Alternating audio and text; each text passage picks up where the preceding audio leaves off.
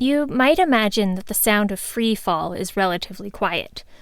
Being 2 miles above the birds, traffic noises, and other day-to-day auditory interruptions, all you actually hear is the sound of the wind rushing past you as you reapproach the earth.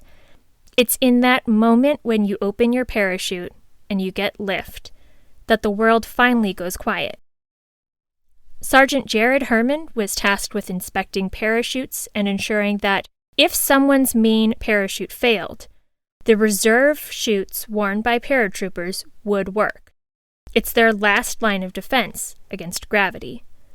It is, in fact, a potentially life or death task, and one Sergeant Herrmann chose to skip. This is Conduct Unbecoming. I'm Erin, and I'm your host.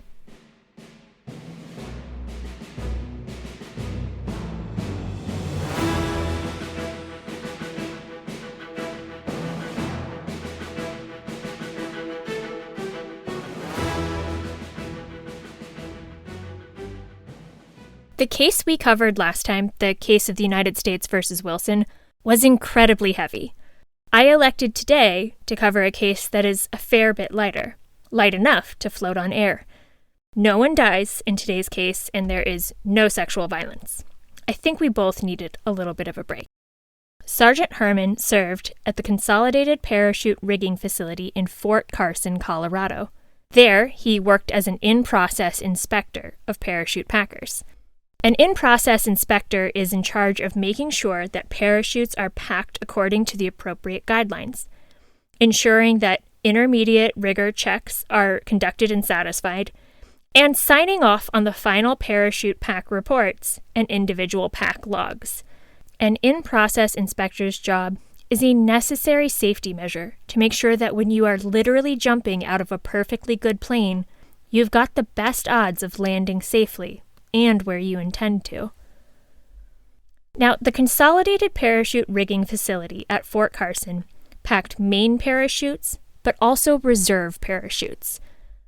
While main parachutes are used frequently, i.e. every time someone jumps out of a plane, the goal is to not need a reserve parachute. These don't get opened nearly as often. So as an extra safety precaution, reserve parachutes are unpacked, repacked, and inspected at least once a year, once every 365 days. At the end of this process, the in-process inspector signs off on them and certifies that they are suitable for use and are airworthy. The inspector certifies that they themselves inspected the parachute at each of the 9 rigor checks throughout the packing process. And finally, that the parachute is overall airworthy. This inspection process has a fail-safe built in.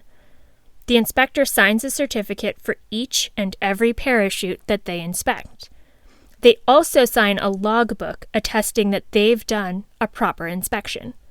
After the in-process inspector certifies a parachute for airworthiness, a final inspector compiles the parachute serial numbers, but does not inspect the parachute themselves.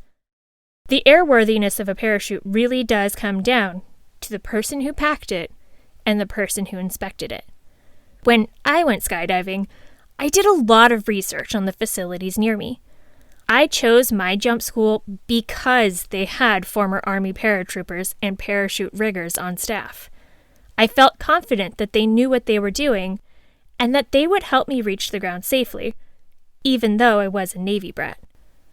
In February 2013, Sergeant Herrmann worked as the in-process inspector for a team of 3 parachute packers.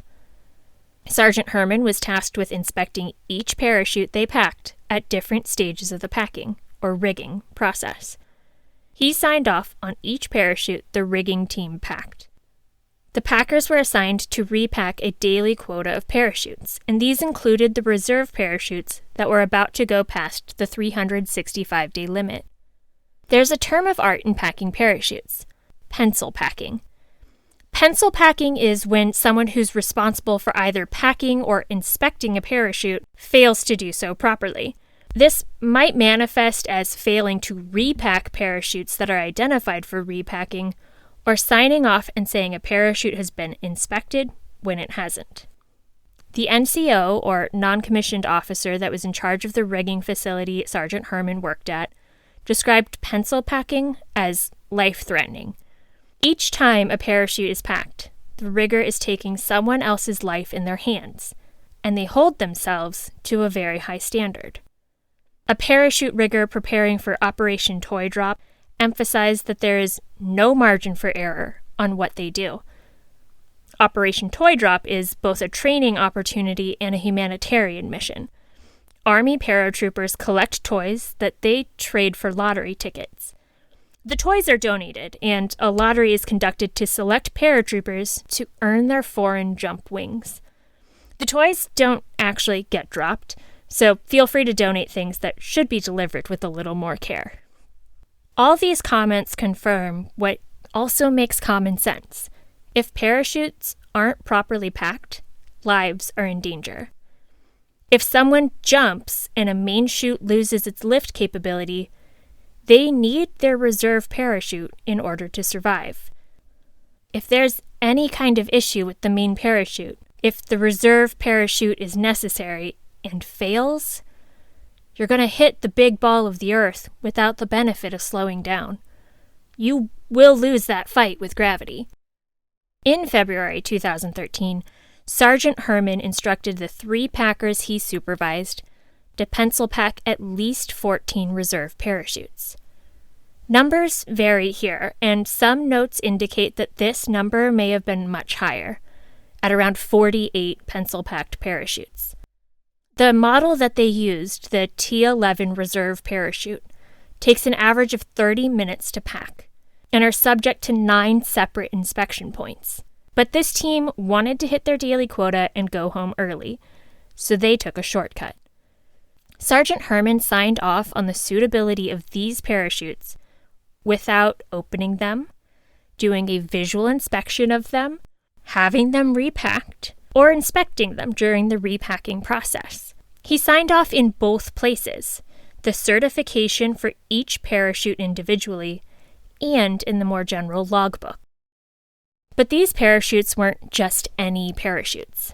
14 reserve parachutes were provided to the Jump Master School for use as training aids in the Jump Master Personnel Inspection class. These training aids were intentionally misrigged. They were misrigged so that inspectors could learn how to spot deficiencies.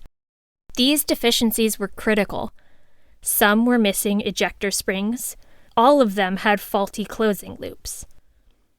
They were designed to be an obvious red flag to inspectors in training.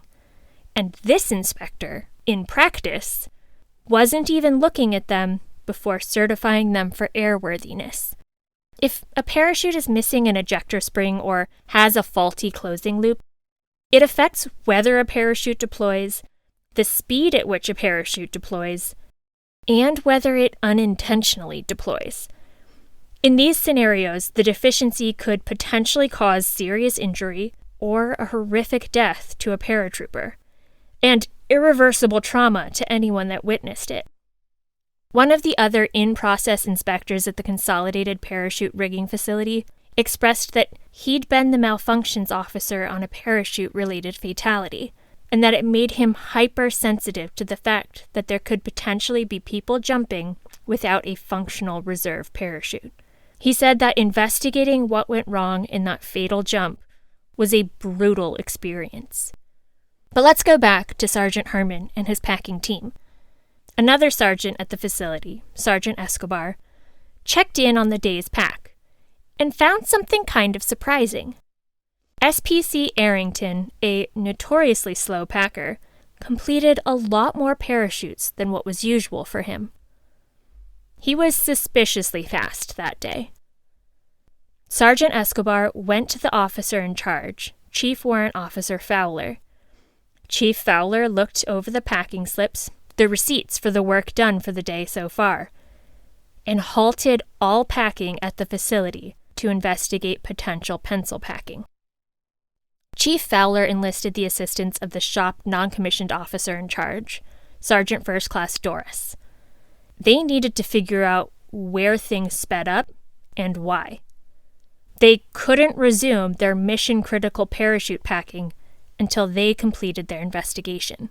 Chief Fowler and Sergeant First Class Doris began to pull down or unpack the ready-to-use parachutes, the ones that had been signed off as inspected and ready to strap to the back of an Army paratrooper.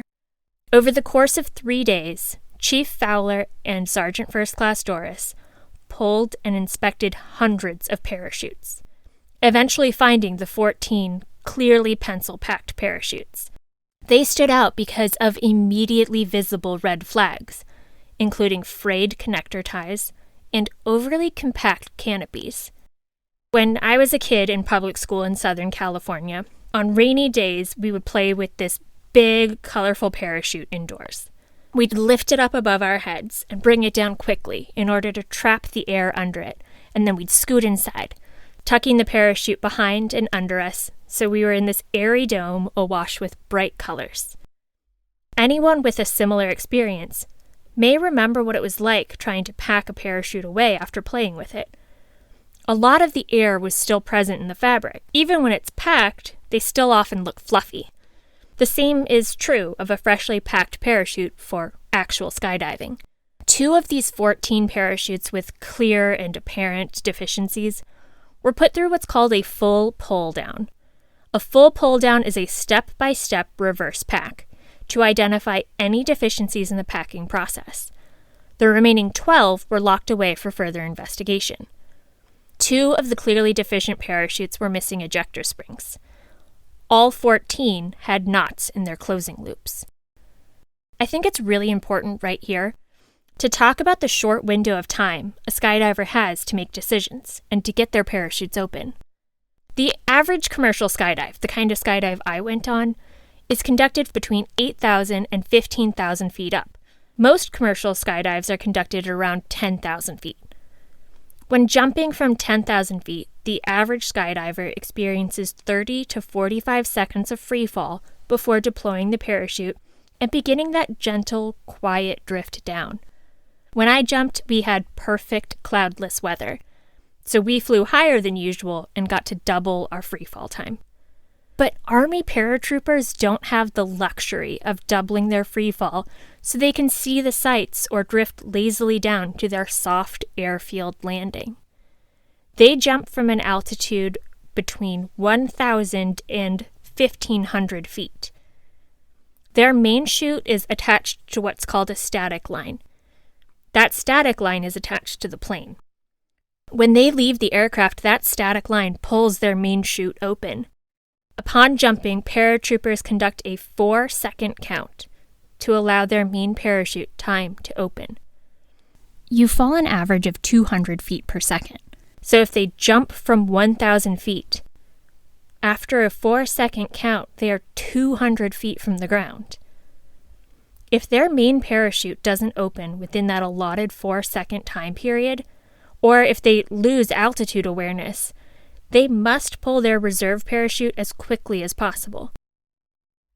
Missing an ejector spring means that a reserve parachute may not open in time to get lift. The ejector spring thrusts the canopy of the parachute outward. With less than a second to go before they hit the ground, the ejector spring is critical. Some of the clearly pencil-packed parachutes had degraded cotton spreader bar ties. If the spreader bar tie fails, the parachute may not open properly. And cotton, a natural fiber, degrades over time, especially if it's exposed to moisture, like rain or humidity. These worn-out ties, these degraded ties, should have been a red flag to Sergeant Herrmann. But the deficient closing loops, the closing loops that had knots in them, meant that the reserve parachutes might open prematurely or unintentionally, including inside the aircraft. Each of the 14 pencil-packed parachutes had knots in their closing loops. The closing loop keeps the canopy secure in the pack. An aerospace engineer testified that a jumper wearing one of these defective reserve parachutes could conceivably have her parachute deploy just from standing in the doorway of the aircraft. If that happened, the jumper would have been extracted from the aircraft, dragged out by the open parachute. As she exited the aircraft, her main chute would have opened, pulled by that static line, and her two canopies would intertwine. According to the jump school, the exit is one of the most important things to get right. One jump master recounted a poor exit he took in which he hit the side of the plane and, quote, broke the whole left side of his body. He was unconscious when he landed and was out of commission for a year. Given everything that was discovered in investigating these pencil-packed parachutes, Sergeant Herrmann was charged with wrongfully and recklessly engaging in conduct, specifically by failing to conduct pack-in process inspections while serving as the pack-in process inspector of T-11 reserve parachutes. The charge sheet alleged this conduct was likely to cause death or grievous bodily harm to soldiers exiting an aircraft during airborne operations with the T-11 reserve parachutes. He was also charged with dereliction of duty, solicitation to commit an offense, making false official statements, and obstruction of justice. Dereliction of duty means either making the choice to not perform a duty, that might look like refusing to do it or walking away on the job, or making oneself incapacitated to the point that the duty is impossible. The most basic example of this would be a drunk person not being able to do their job. Sergeant Herrmann knew, or reasonably should have, that his team was repacking intentionally misrigged parachutes. Sergeant Herrmann knew, or reasonably should have known, the dangers of degraded bar spreaders, knotted closing loops, and missing ejector springs. Sergeant Herrmann knew, or reasonably should have known, that his job inspecting parachutes before they are strapped to someone's back to jump from a plane, had very real stakes and very real consequences.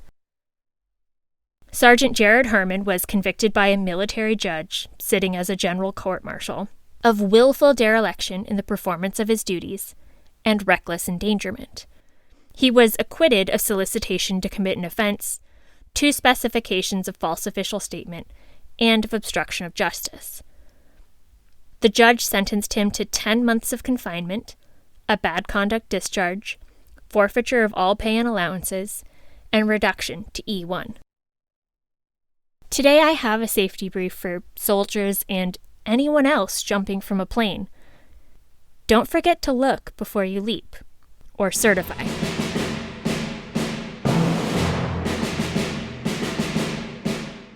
On appeal, Sergeant Herrmann raised both a legal insufficiency claim and a factual insufficiency claim. Herrmann alleged that the evidence admitted at trial did not show that pencil packing is likely to cause death or grievous bodily harm. The appellate court had to determine how likely conduct has to be before it rises to the level of likely to cause death or grievous bodily harm. As you may recall from my last episode, the test of factual sufficiency at that time in 2016 was whether, after weighing the evidence in the record of trial and making allowances for not having personally observed the witnesses, the appellate court was, themselves, convinced of an appellant's guilt beyond a reasonable doubt. In contrast, legal sufficiency is evaluated by determining whether a reasonable finder of fact could have found all of the necessary elements beyond a reasonable doubt when looking at the matter from the perspective most favorable to the prosecution as the prevailing party. In order for the court, and you, to review the legal and factual sufficiency of this reckless endangerment conviction, it makes sense to talk about what constitutes reckless endangerment. Under Article 134 of the 2012 edition of the UCMJ, reckless endangerment was, first, that Herrmann engaged in conduct; second, that Herrmann's conduct was wrongful and reckless or wanton; third, that Herrmann's conduct was likely to produce death or grievous bodily harm to another person; and fourth, that under the circumstances, Herrmann's conduct was to the prejudice of good order and discipline in the armed forces, or was of a nature to bring discredit upon the armed forces. If you're having a hard time conceptualizing what endangerment is, I'd like to give a little more context. endangerment offenses under the Uniform Code of Military Justice are contained in Article 114. Herrmann was charged with reckless endangerment. Other endangerment offense examples are dueling and discharging a firearm. You may recall that in Episode 6, U.S. v. Irvin, Timothy Irvin was charged with an endangerment offense for firing a gun into the air out of a car window.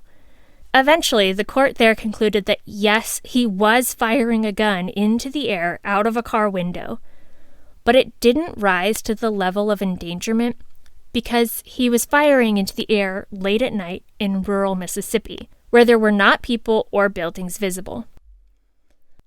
Reckless conduct, according to the UCMJ, is conduct that exhibits a culpable disregard of foreseeable consequences to others. Reckless is above negligence, but below intentional in the spectrum of intentionality. But let's get back to Herrmann and the parachutes. Herrmann was charged with reckless endangerment. A reckless person knows that there's a substantial risk that a certain result will occur as a result of their actions. The risk has to be substantial enough that their action serves as a gross departure from what a reasonable person would do. Here, the case revolved around whether deciding not to inspect reserve parachutes prior to marking them ready for use was a gross departure from what a reasonable in-process inspector would do. While the trial defense never conceded that third element, that question of whether Herrmann's conduct was likely to produce death or grievous bodily harm, they didn't fully contest it either. After the judge convicted Herrmann, they moved into the sentencing phase, where both the government and the defense counsel appealed to the judge and made arguments for their sentencing positions. In the defense sentencing argument, they acknowledged that Herrmann and his colleagues endangered life through their actions. However, on appeal, Herrmann's appellate attorneys took a different approach. They focused almost entirely on the likeliness element. They argued that the government failed to prove, first, that it was likely that the reserve parachutes would have been necessary during a jump, second, that the reserve parachute would have failed, and third, that the failure of a deployed but failed parachute would have led to death or grievous bodily harm. They argued that the government failed to include evidence of the failure rates of main parachutes, the success rates of deploying a reserve parachute when needed, or the rate at which functional reserve parachutes still resulted in death or grievous bodily harm. This appeal required that the Army Court of Criminal Appeals, the ACCA, determine what made something likely. The old standard was whether something was more than fanciful, remote, or speculative. This old standard had a defined lower boundary. It couldn't be a remote or speculative possibility. But a 2015 Court of Appeals for the Armed Forces case, the United States versus Gutierrez, overruled the old standard, redefining what made something likely. Well, kind of. Gutierrez was an HIV-positive airman, and he and his wife participated in the swingers lifestyle. He did not disclose to numerous sexual partners that he was HIV positive. In fact, Gutierrez told sexual partners that he did not have any sexually transmitted diseases. When he was later found out, he was charged with aggravated assault. Aggravated assault also requires that death or grievous bodily harm be the likely result of an action. An expert testified at his trial that Gutierrez had a 1 in 500 chance of transmitting HIV to his partners. And no evidence was admitted in trial that he had transmitted HIV.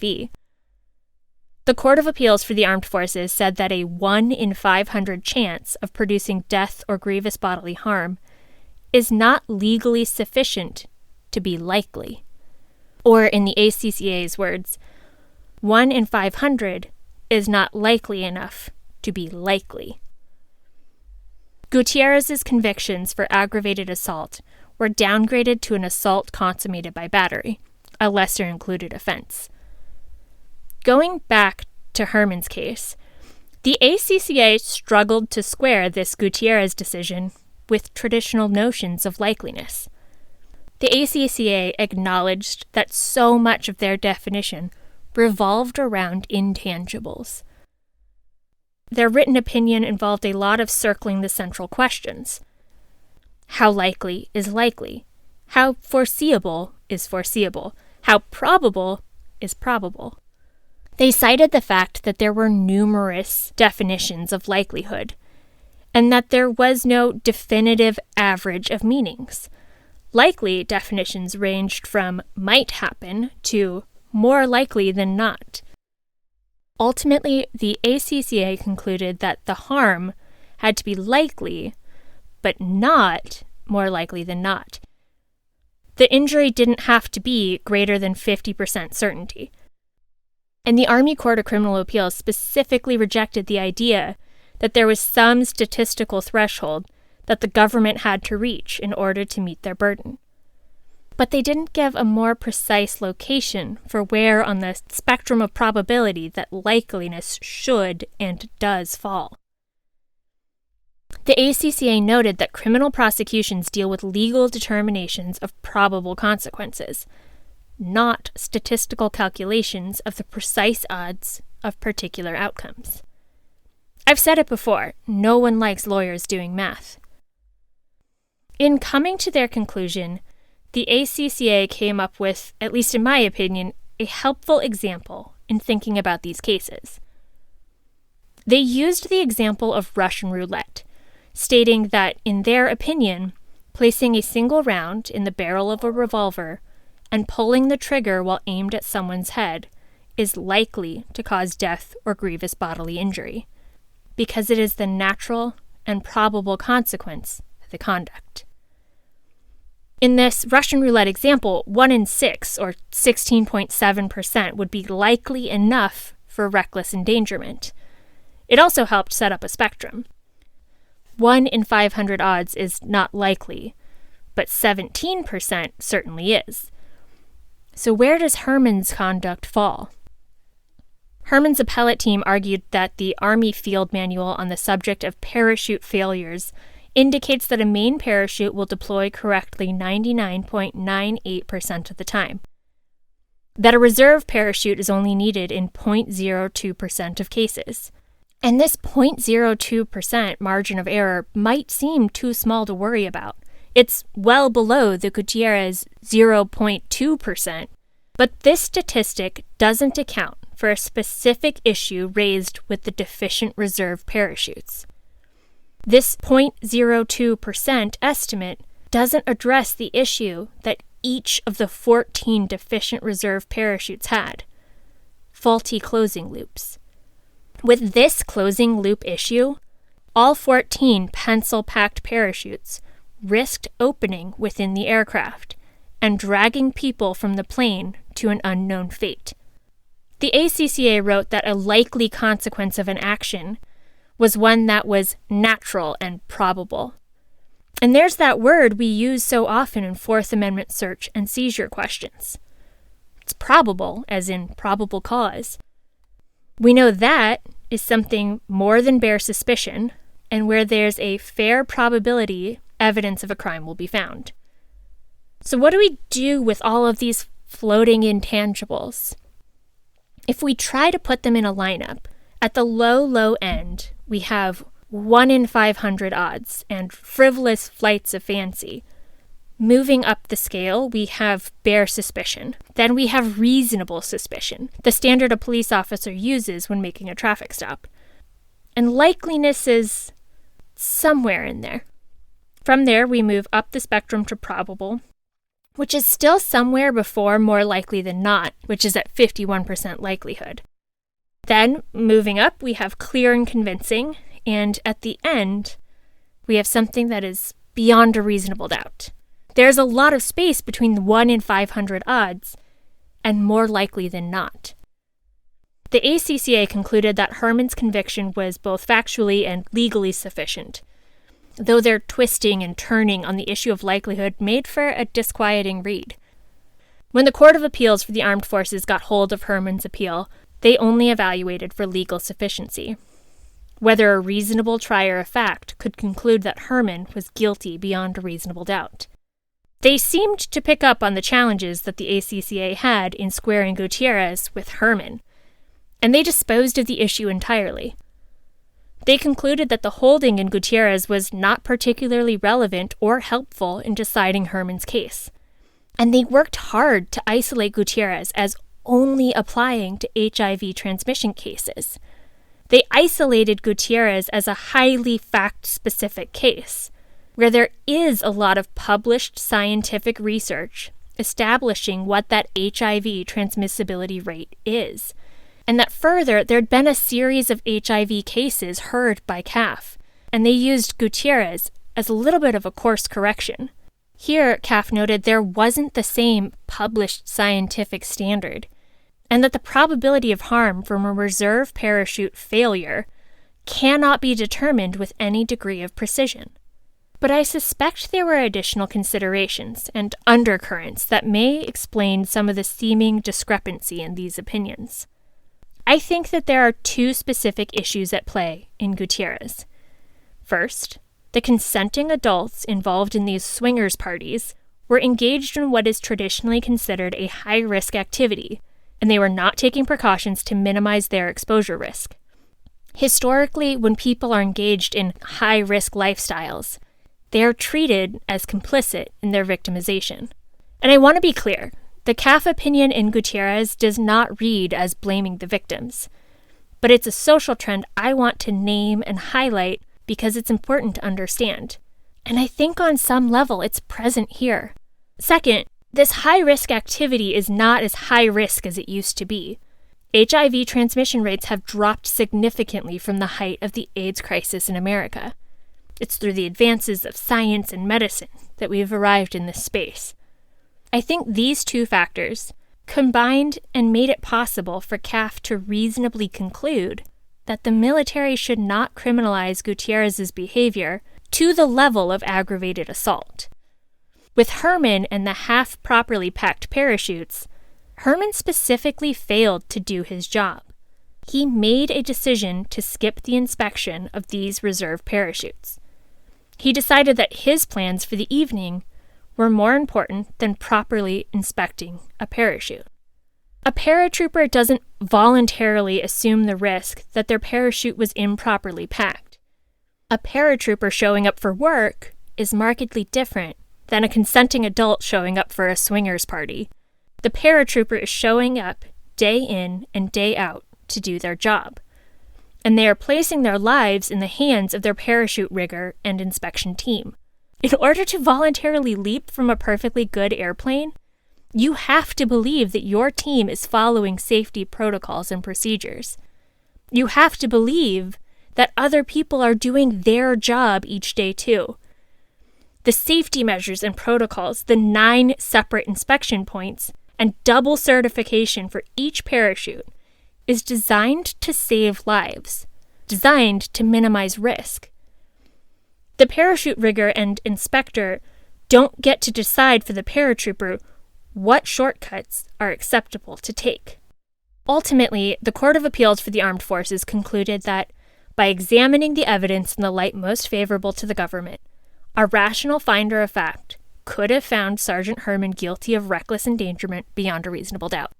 That is, his actions were likely to cause death or grievous bodily injury, because they could find, first, that the pencil-packed reserve parachutes were placed in the ready-for-issue cage, second, that these parachutes were no longer airworthy, and third, that natural and probable consequence of the safety deficiencies was an unintentional deployment or malfunction of the pencil-packed parachutes, which was likely to result in death or serious injury. Going back to the framework that the ACCA laid out, a half-properly packed parachute is more similar to a single round in the barrel of a revolver than a 1 in 500 HIV transmission rate.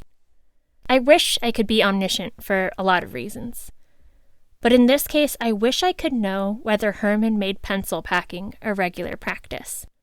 I wonder if Herrmann was merely unlucky in choosing to order his subordinates to pencil pack these intentionally misrigged parachutes used for training purposes, or if he made it a regular practice so they could go home early. Without these obvious deficiencies, it would be hard to know which of the reserve parachutes were actually repacked and properly inspected. These 14 intentionally misrigged chutes were the most obvious example of pencil packing. But it is entirely possible that other pencil-packed parachutes went undetected.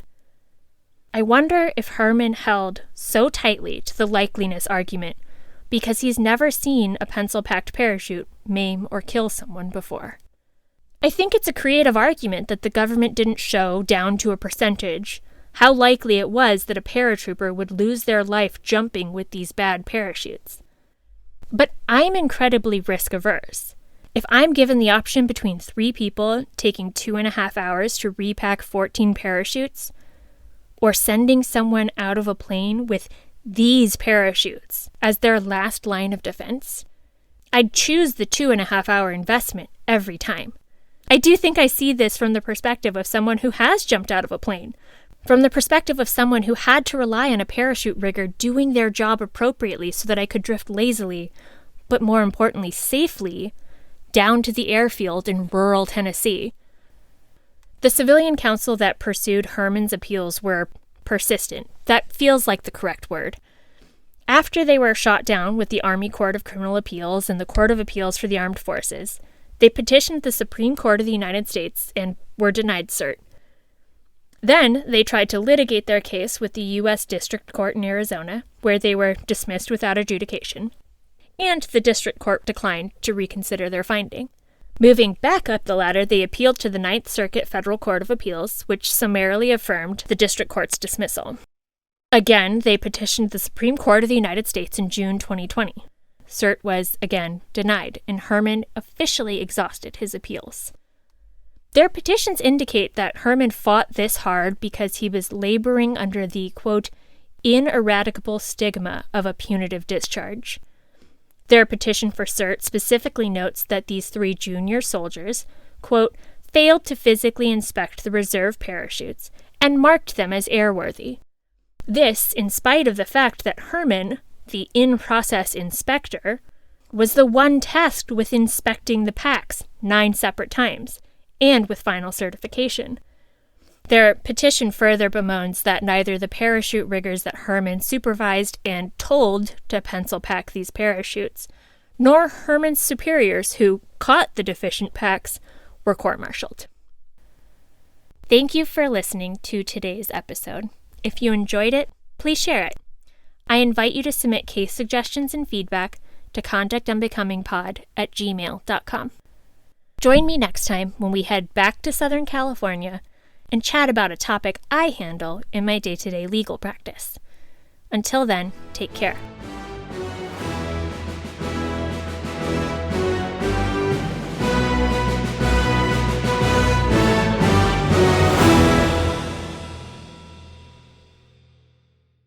Conduct Unbecoming is a podcast where I get to talk about interesting crimes and cases that involve U.S. military personnel.